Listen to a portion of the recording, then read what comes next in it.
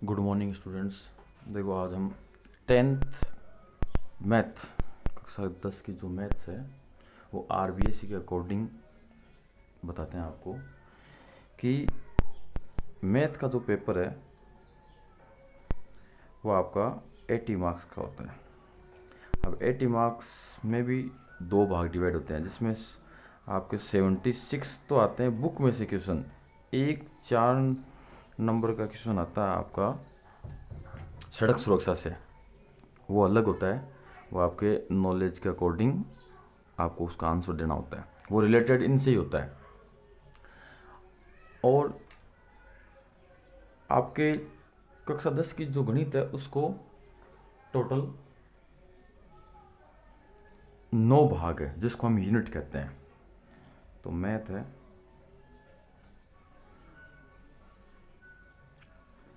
उसके आपके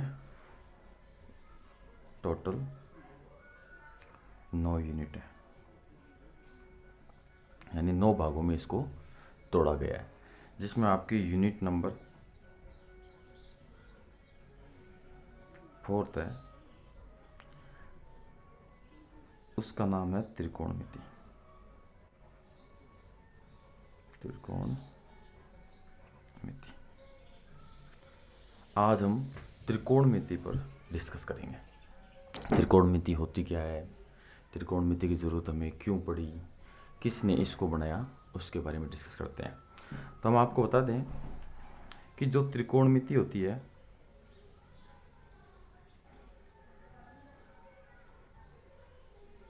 वो आपके एग्जाम में कितने नंबर की आती है। तो त्रिकोणमिति है वो आपकी 11 नंबर की आती है। अब त्रिकोणमिति तो एक भाग हो गया, इसमें त्रिकोणमिति में आपके अलग से 3 चैप्टर है। तो यूनिट फोर्थ आपकी है वो 3 चैप्टर से मिलकर बनी होती है, जिसमें चैप्टर नंबर है आपका 6, यानी आपके बुक में 6 नंबर का जो चैप्टर है वो है। इसका नाम है त्रिकोणमितीय अनुपात। फिर आपका चैप्टर नंबर 7, जिसका नाम है त्रिकोणमितीय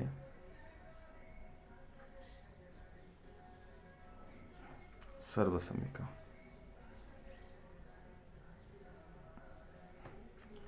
और चैप्टर नंबर 8 है, जिसका नाम है ऊंचाई और दूरी। यानी आपका जो त्रिकोणमिति है वो इन 3 चैप्टरों में कंप्लीट होता है। अब इनके नंबरिंग बात करते हैं कि कौन से चैप्टर में से कितना नंबर के क्वेश्चन आते हैं। तो देखो आपका जो ये चैप्टर नंबर 8 है, इसमें से फिक्स है कि भाई 3 नंबर के क्वेश्चन आएंगे, 3 नंबर के क्वेश्चन इसमें से आने हैं। टोटल त्रिकोणमिति आपने 11 नंबर की है, इसमें 3 नंबर के क्वेश्चन हो गए, तो बचे कितने, 8 नंबर। अब 8 नंबर आपका चैप्टर नंबर 6 और चैप्टर नंबर 7 से मिला के आता है। अब इसमें प्रायोरिटी, मैक्सिमम प्रायोरिटी यानी 90% चांस है आपका कि एक क्वेश्चन आता है 6 नंबर का, वो आपका चैप्टर नंबर 7 से आए। जब 6 नंबर वाला क्वेश्चन चैप्टर नंबर 7 से आएगा तो इसका मतलब 2 नंबर का क्वेश्चन आपका चैप्टर नंबर 6 से आएगा। अगर चैप्टर नंबर 6 से 6 नंबर का क्वेश्चन आया तो 2 नंबर का क्वेश्चन आपका चैप्टर नंबर 7 से आएगा। लेकिन लगभग चांस ये रहता है कि चैप्टर नंबर 7 से आपका 6 नंबर का क्वेश्चन आए। अब हम आगे डिस्कस करते हैं कि भाई अपने त्रिकोणमिति होती क्या है। तो देखो त्रिकोणमिति, देखो अब अगर हम त्रिकोणमिति को तोड़ें तो इससे 2 नाम निकलते हैं। एक नाम तो टूट के बना, मतलब संधि विच्छेद करते हैं तब त्रिकोण, और एक नाम बना आपका मिति। त्रिकोण, त्रि का मतलब हो गया 3, कोण का मतलब हो गया कोण। अब त्रिकोण यानी ऐसी कौन सी आकृति है जिसमें 3 कोण होते हैं, तो 3 कोण वाली आकृति होती है त्रिभुज। इसका मतलब तो हो गया त्रिभुज।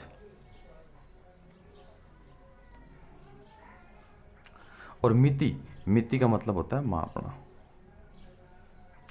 यानी त्रिकोणमिति एक ऐसी चीज है जिसमें त्रिभुजों में कुछ मापा जाता है, त्रिभुज के अंदर कुछ मापना है अपने को। अब त्रिभुजों के अंदर हमें मापना क्या है, उस पे हम क्या करते हैं, अब डिस्कस करते हैं कि त्रिभुज में क्या मापना है हमें। तो त्रिभुजों के मापन पर डिस्कशन इस प्रकार से करते हैं। तो देखो त्रिभुज की बात करते हैं। पहले त्रिभुज होता क्या है, हम त्रिभुज में थोड़ा सा डिस्कस करते हैं। तो त्रिभुज में आपकी 3 तो भुजा होती है और प्लस 3 ही क्या होते हैं, कोण होते हैं। अब त्रिभुज में हम 3 भुजा और 3 कोण बताए, उससे पहले हमें ये बताना पड़ेगा कि भुजा क्या होती है और कोण क्या होता है। तो पहले हम बात करते हैं भुजा। देखो भुजा को इंग्लिश में बोलते हैं साइड। भुजा होती कैसी है, देखो मैं इस प्रकार से बना दूं तो इसको बोलते हैं रेखा। रेखा। अब इस रेखा में मैं एक छोटा सा भाग ले लूं, जैसे मैंने ले लिया ए और बी, तो आपका ए बी क्या कहलाएगा, ए बी कहलाएगा रेखाखंड। रेखाखंड। अब इस रेखाखंड को ही हम क्या कहते हैं, भुजा कहते हैं। अब बात करते हैं कोण की। कोण, कोण को इंग्लिश में बोलते हैं एंगल। अब एंगल क्या होता है, देखो एक बिंदु है, इस बिंदु से हम क्या करते हैं, 2 रेखाओं को गुजार देते हैं। एक रेखा ये गुजरी, इस बिंदु से एक रेखा ये हो गई। तो आपकी जो ये इस प्रकार की आकृति बनती है, इस प्रकार की आकृति, इसको हम क्या कहते हैं, कोण कहते हैं। अगर इसको अलग से बनाए हम तो इस प्रकार से बनी हुई आकृति को हम क्या कहते हैं, कोण कहते हैं। ये हो गया 3 भुजा और कोण। ये हमने त्रिभुज की भुजा और कोणों के बारे में डिस्कस कर लिया। अब त्रिभुज क्या होता है, तो देखो जिसमें 3 कोण हो और 3 भुजा हो, उससे घिरी हुई आकृति को हम क्या कहते हैं, त्रिभुज कहते हैं। तो देखो ये बन गया त्रिभुज।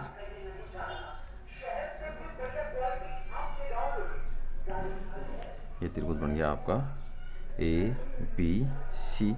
या हम ऐसे बना सकते, कोई जरूरी नहीं है अपने को कि हम ऐसा समकोण त्रिभुज ही बनाए, हम कोई सा भी त्रिभुज बना सकते हैं। तो ये हो गया आपका त्रिभुज, जिसमें देखो ए बी है, ए सी है और बी सी है, ये तो भुजा हो गई। इसमें भी ए बी, बी सी और ए सी भुजा हो गई। और ये 2 भुजाओं से देखो ये आकृति बन गई ना, इसको हम क्या कहते हैं, कोण कहते हैं।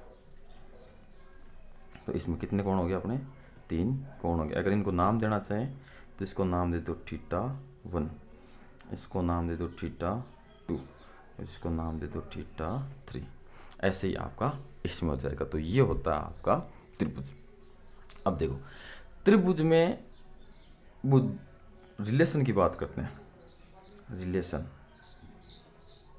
रिलेशन, रिलेशन का मतलब हो गया संबंध।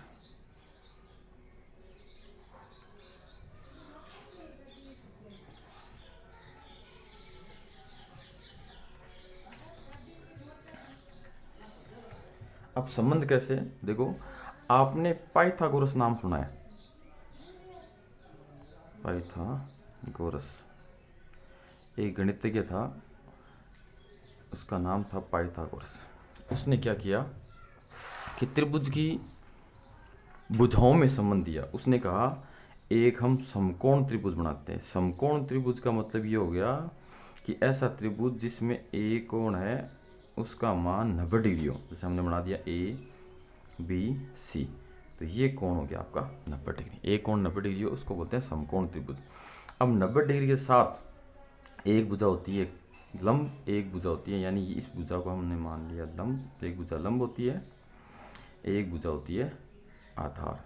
यानी जो 90 डिग्री के साथ वाली भुजा है वो, उसके अलावा जो भुजा होती है वो कर्ण होती है। तो उसने संबंध दे दिया कि कर्ण का वर्ग करोगे तो आपको बराबर आएगा लंब का वर्ग प्लस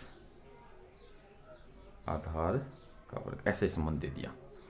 इसी प्रकार से एक संबंध और दे दिया। क्या संबंध दिया, जैसे आपका हीरोन है, हीरोन गणितज्ञ है, उसने एक हीरोन सूत्र दिया। Heron's formula. हीरोन फॉर्मूला क्या होता है? त्रिभुज के क्षेत्रफल का फॉर्मूला होता है, त्रिभुज का क्षेत्रफल। तो उसका फॉर्मूला उसने दिया कि P minus A, P minus B और P माइनस C। अब देखो ये PABC क्या होता है? हमने ये त्रिभुज बना दिया ABC। अब त्रिभुज जरूरी नहीं समकोण हो, कोई सा भी त्रिभुज हो उसकी भुजाएं बताएंगे। जैसे मान लो हमने मान लिया ये भुजा A होगी, ये B होगी, ये C होगी, तो ABC तो इसमें काम लिया हुआ है। अब बच्चा P क्या होता है? P आपका होता है A plus B plus C, इसमें 2 का भाग दे दो, इससे हम त्रिभुज का क्षेत्रफल ज्ञात कर सकते हैं। तो एक संबंध ये हो गया, भुजाओं से दे दिया। इसी प्रकार से क्या हुआ, एक संबंध और दिया गया है त्रिभुजों के कोणों के लिए। जैसे ये त्रिभुज हो गया ABC, इसका कोण है, इसको हमने मान लिया अल्फा, इसको मान लिया हमने बीटा, इसको मान लिया हमने गामा। तो कोणों में भी संबंध दिया हुआ है कि अगर हम अल्फा, बीटा और गामा इन तीनों को जोड़ दें तो इसका मान आता है 180 डिग्री। अब इसको 180 डिग्री कह दो, चाहे कह दो पाई। अब इनमें फ़र्क क्या होता है? फ़र्क देखो मापन में होता है अलग अलग। 180 है, ये तो होता है डिग्री मापन, और ये पाई है, ये होता है रेडियन मापन। तो आपको हमेशा ध्यान रखना है कि 180 के बराबर क्या होता है? पाई होता है। तो इस प्रकार से संबंध दे दिया। अब हमें देखो भुजाओं में संबंध दे रखा है, आपस में भुजाओं का एक संबंध यहाँ दे रखा है, यहाँ कोण का संबंध दे रखा है, लेकिन भुजाओं और कोण इन दोनों का आपस में संबंध नहीं दिया हुआ। अब तो इन दोनों के आपस में संबंध का खोज चालू हुई। तो जब इनका आपस में संबंध निकल के आया तो उस जो भाग आया गणित का, उस भाग को नाम दिया गया है त्रिकोणमिति। तो अब हम डिस्कस करते हैं त्रिकोणमिति में। तो त्रिकोणमिति देखो, सबसे पहले तो हमें ये पता होना चाहिए कि त्रिकोणमिति किसने बनाई, किसने इसमें संबंध दिया। त्रिकोणमिति का जो संबंध है वो किसने दिया? तो आपके एक गणितज्ञ थे,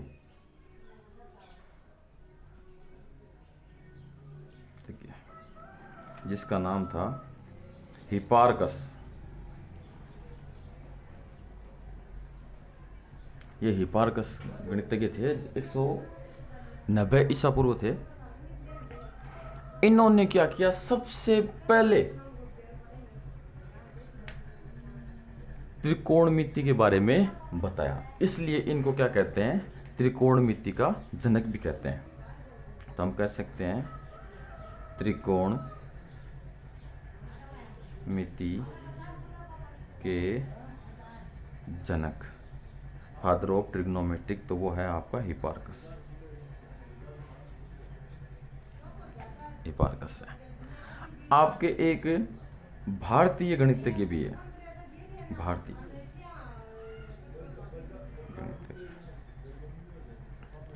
गणितज्ञ है, जिनका बहुत ही महत्वपूर्ण योगदान है त्रिकोणमिति में। उनका नाम है आर्यभट्ट।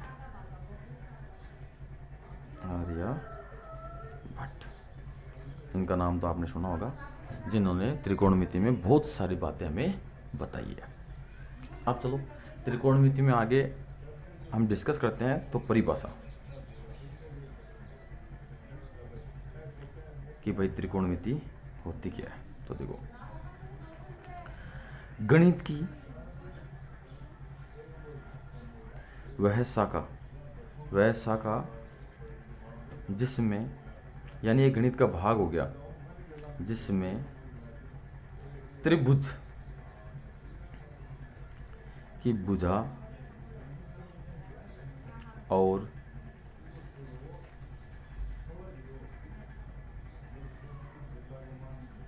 कोणों,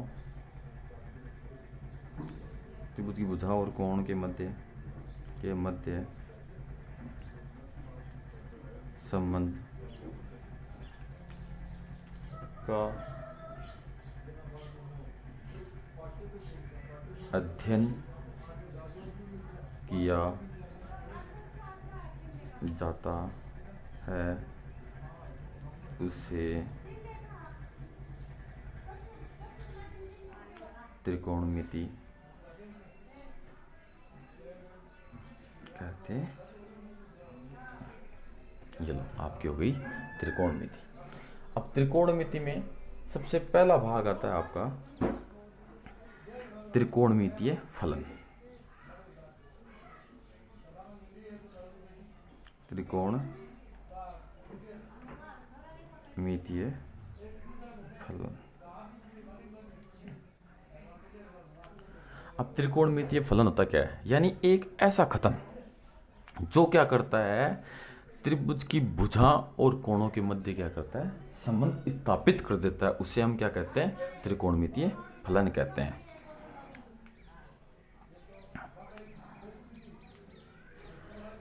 त्रिकोण, त्रिकोण का मतलब त्रिभुज, त्रिभुज की भुजाओं और कोणों के मध्य संबंध देने वाला कथन त्रिकोणमितीय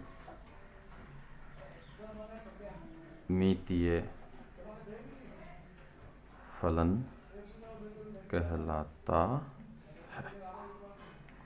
अब देखो, त्रिकोणमितीय फलन है वो 6 होते हैं। त्रिकोणमितीय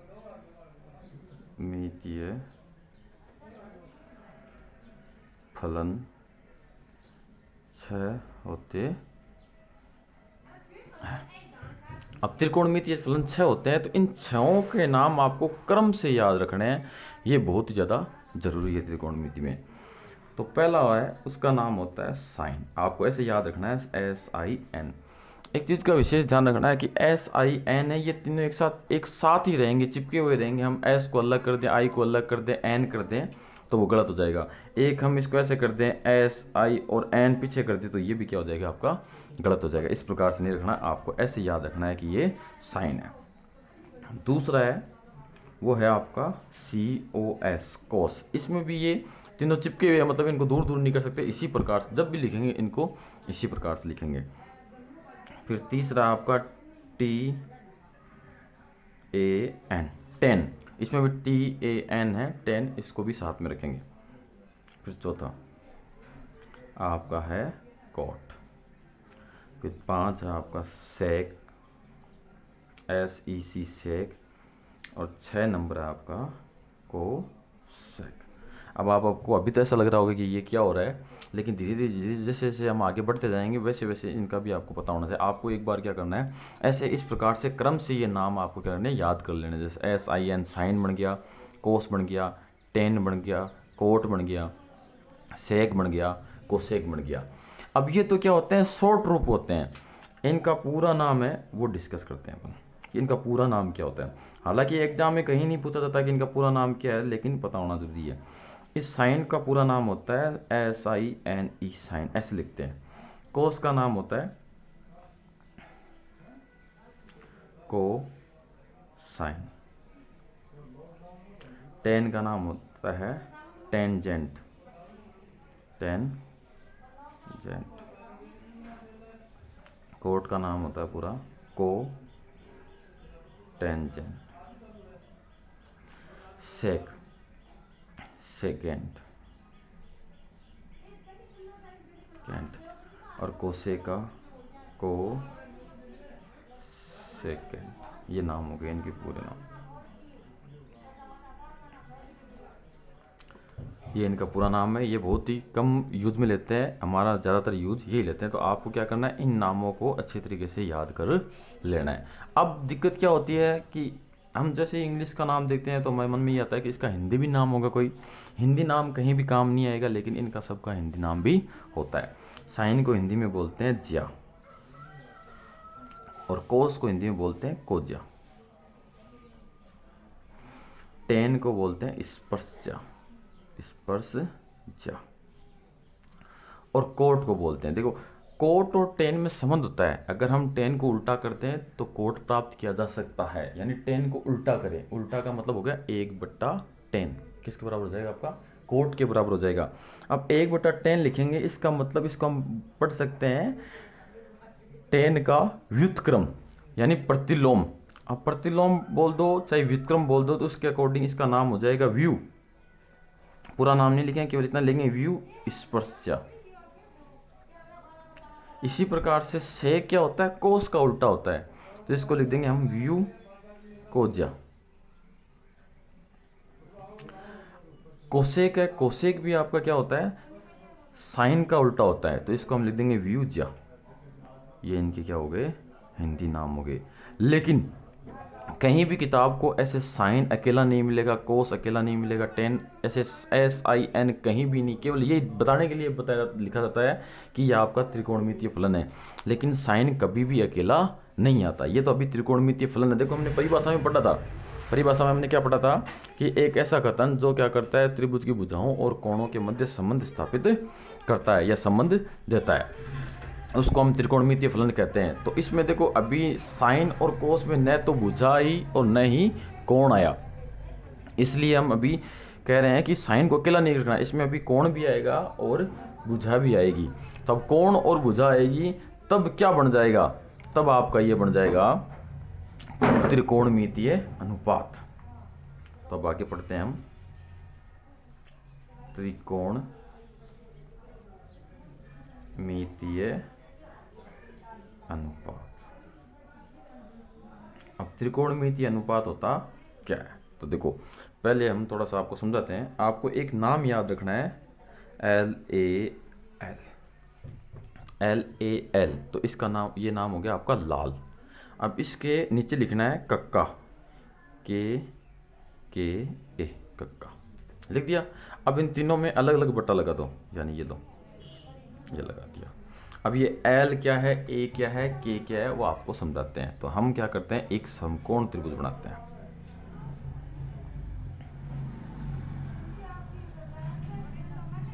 तो ये आपका 90 डिग्री का कोण हो गया ABC, ये हमने बना दिया। तो आपकी जो AB भुजा है इसको हमने बोल दिया लंब, लंब से हमने ले लिया L। BC भुजा है, ये आपका आधार है, आधार को लिख दिया हमने A। और AC भुजा आपकी कर्ण है, तो इसको हमने लिख दिया K। तो इसका मतलब L बराबर तो क्या आ गया आपका AB, जो कि आपका लंब है। A आपका फिर A बराबर हो गया BC, जिसको हमने बोल दिया आधार। फिर आपका K बराबर हो गया AC, जिसको हमने बोल दिया कर्ण।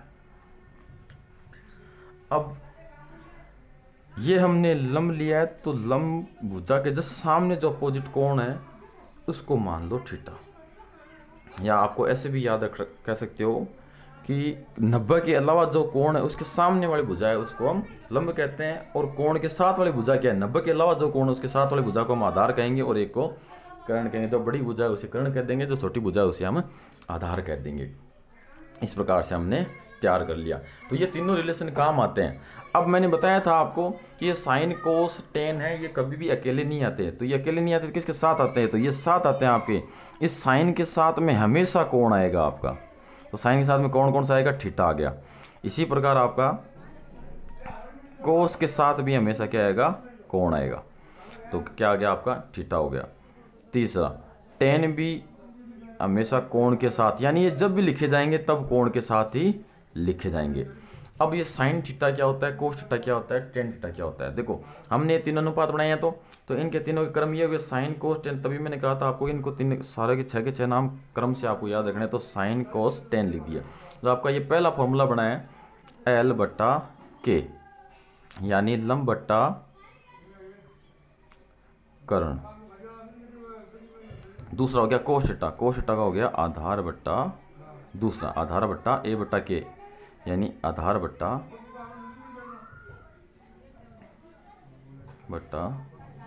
कर्ण।